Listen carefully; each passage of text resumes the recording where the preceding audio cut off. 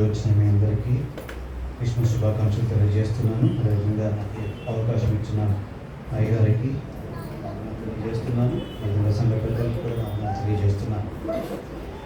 ఒక 2 నిమిషాలు మాత్రమే నేను క్రిస్మస్ గురించి తెలియజేయడానికి ఇష్టపడుతున్నాను.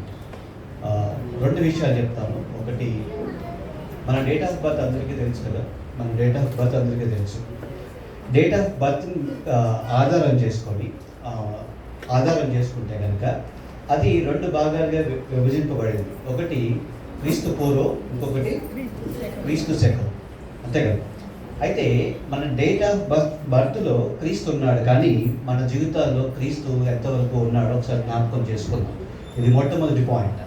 మనం పుట్టినప్పుడు మన డేట్ ఆఫ్ బర్త్ రాసిన ప్రతి చోట కూడా, అంటే ఏడి బీసీ అని రాయం, కానీ మనం అన్వయించుకుంటే కనుక అది క్రీస్తు శకమా క్రీస్తు పూర్వమా అని ఆలోచన చేసుకుంటే కనుక క్రీస్తు అనే వచనాన్ని మనం అక్కడ వాడుతున్నాం. కాబట్టి మన డేట్ ఆఫ్ బర్త్లో, అంటే మనం పుట్టినప్పుడు ఆ డేట్ ఆఫ్ బర్త్కి క్రీస్తు అనేది యాడ్ అవుతుంది. అయితే ఆ డేట్ ఆఫ్ బర్త్ క్రీస్తు ఉన్నాడు, కానీ మన జీవితాల లోపల ఎంతవరకు క్రీస్తు ఉన్నాడు, ఎంతవరకు క్రీస్తుని అనుకరిస్తున్నాం, ఎంతవరకు క్రీస్తుని వెంబడిస్తున్నాం, ఎంతవరకు క్రీస్తు మార్గంలో మనం నడుస్తున్నామో ఒకసారి ఆలోచన చేసుకుందాం. ఇది మొట్టమొదటి విషయం. రెండవ విషయం, క్రీస్తు మనల్ని పిలుచుకున్నాడు. అంటే 3 రకాలైన పిలుపులు క్రీస్తు మన యొక్క పరిశుద్ధ గ్రంథంలో 1 పేతురు రాసిన పత్రిక 2వ అధ్యాయం 9వ వచనం. దయచేసి తీసుకున్నారు, చదవండి. 1 పేతురు రాసిన పత్రిక 2వ అధ్యాయం 9వ వచనం. 2, 9, 3, 9, 5, 10వ వచనం.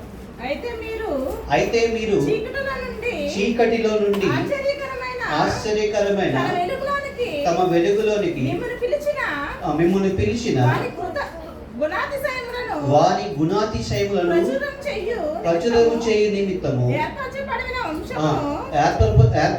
వంశమును, రాజులైన యాజక సమూహమును, పరిశుద్ధ జనమును, దేవుని సొత్తైన ప్రజలై ఉన్నారు. ఇప్పుడు మనం ఒక కాల్ వచ్చింది. ఆ కాల్ ఏంటంటే, దేవుడు మనల్ని తన యొక్క ప్రజలుగా, తన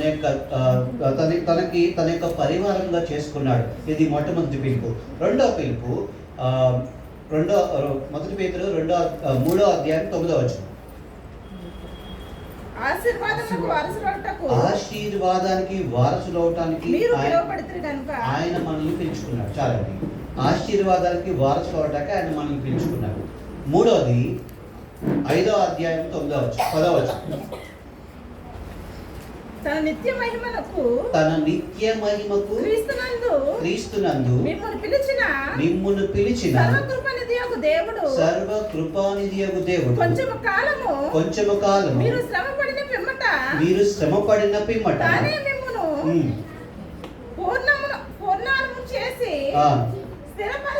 స్థిరపరిచి బలపరచును. చాలండి.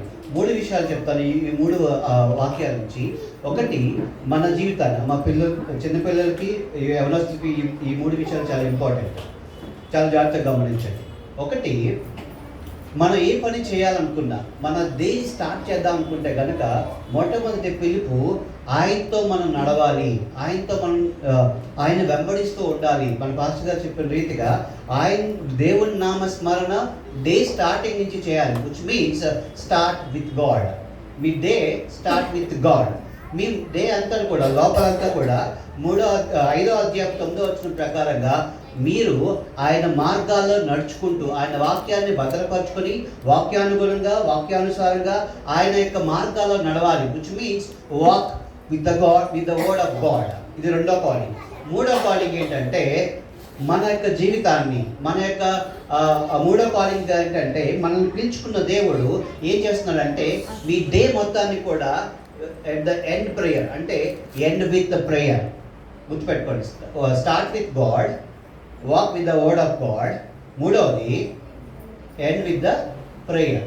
ఈ 3 విషయాలు మీ జీవితాల్లో అనుదినం పాటిస్తే కనుక ఆశీర్వాదానికి మిమ్మల్ని కారకులు అవటానికి ఆయన పిలుచుకున్నాడు. కాబట్టి ఆ పిలుపుకి మీరు సార్థకం చేసిన వారుగా ఉంటారు. దేవుడి ఇచ్చిన ఉపమానం దీవించి ఆశీర్వదించును గాక.